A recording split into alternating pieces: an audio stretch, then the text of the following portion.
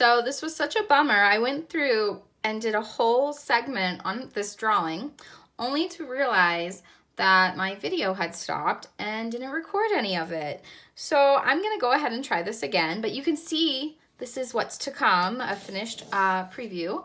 So I'm gonna switch over and create hopefully the same drawing again. So, gotta love technology. So to start this drawing, you're going to want a round object. I'm gonna use my candle again, and I'm gonna center my object, and I want to hold down the object and trace around it. So this first part of the drawing, the ladybug portion, is really for our younger friends who are tuning in. This is a great way for them to build their fine motor skills. Anytime they're tracing and drawing, that's really what we want to do for our younger friends, is build their fine motor skills. So I have my circle, and I'm going to go ahead and cut my circle in half with a straight line. And then I want to add some black polka dots on both sides of my line.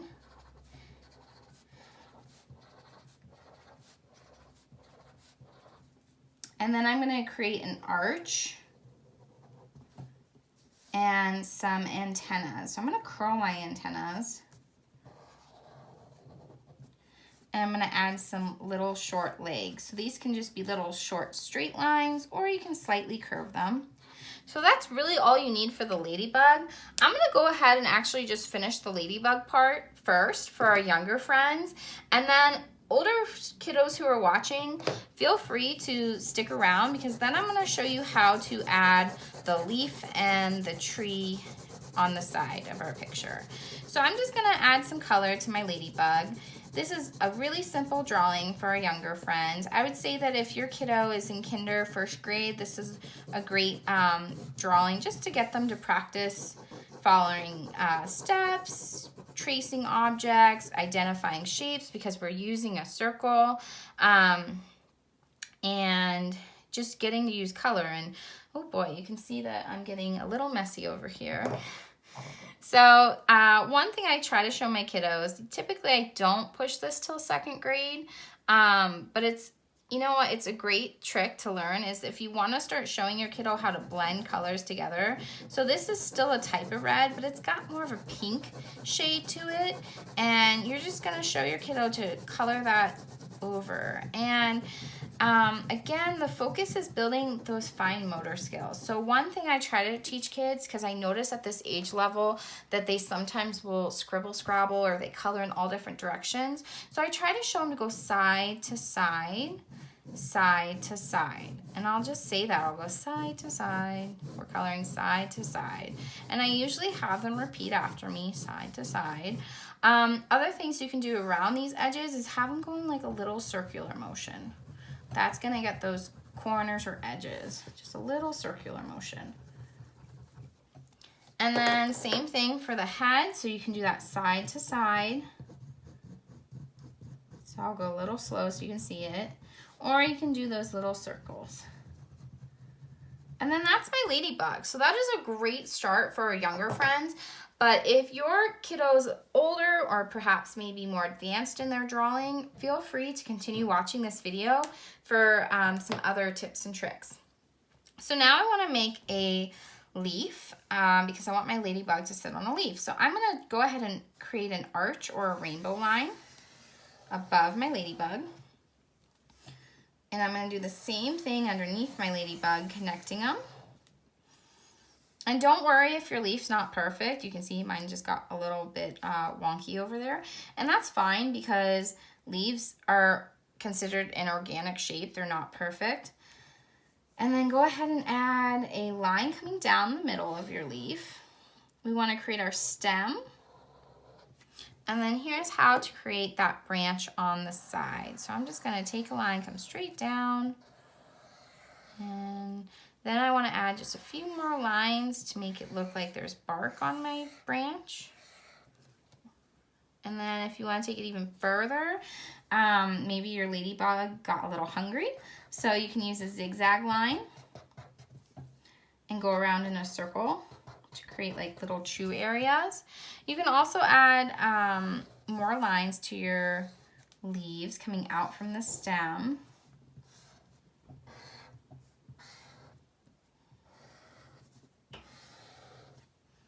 Alright, and that makes my drawing complete. So that's taking it to the next level.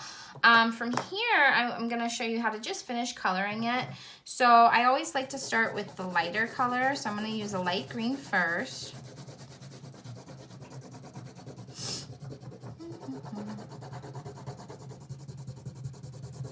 And honestly, if you could just color right over these for now, because we're going to use a darker color later, and that's going to cover the screen. So not a big deal. Notice that I'm using that side to side motion. It's just a great way of making sure our drawing looks less scribbled. I know I'm going fast. So again, remember, you can always pause, rewind.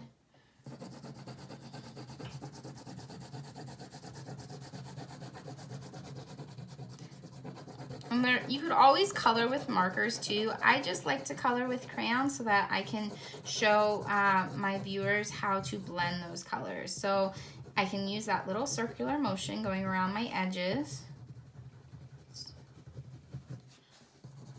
just to make sure I'm filling stuff in. Now, I probably should have started with yellow actually if I was gonna add yellow, but that's fine. Not a big deal because light green and yellow are pretty much in the same lightness of color, I guess. Like one's not too much darker than the other.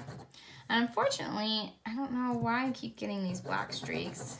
I think that's just from some crayon particles left on my paper. And that's fine because you know what? Leaves aren't perfect. All right, so now I'm building that nice color, those shades of color. And I want to add some green, so I'm going to use that dark green. I'm starting to shake the table. I'll try to slow down a bit.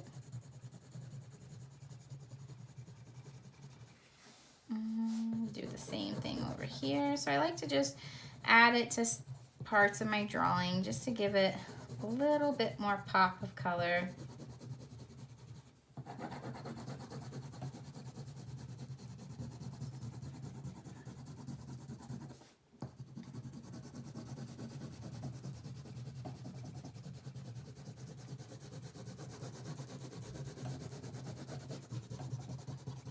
Almost done. All right. I'm gonna color the stem, of course. All right. Now I'm gonna take my brown.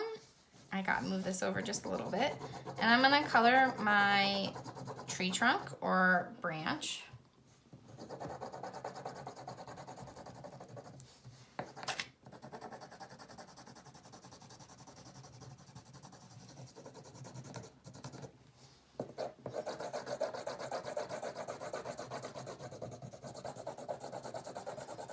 Okay, and now that I have this colored, I can blend just a little bit of black into it, especially around the part where my stem's coming out and around these lines.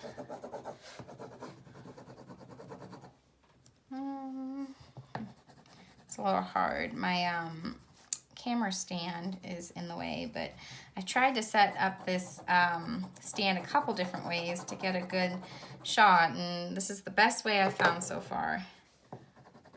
So if you notice, my hands are getting a little messy, probably because, well, to be honest, I'm probably sweating a little and it's picking up that washable marker. So easy solution to that would just be that when you're drawing your outline, you can have your kiddo use a permanent marker and you're not going to get that problem. They could also use a color pencil or a black crayon, but it is art. You're going to get messy, so Well, that takes care of my piece, and honestly, oh wait, no it doesn't. One more step. I almost forgot. I gotta color my little chew spots. There we go. Now that takes care of my piece. And honestly, I think I did pretty good matching it to the original. Not bad. So I hope you enjoyed this video. Remember, if you need to, you can always go back to, like, pause the video, go back and rewatch a certain part.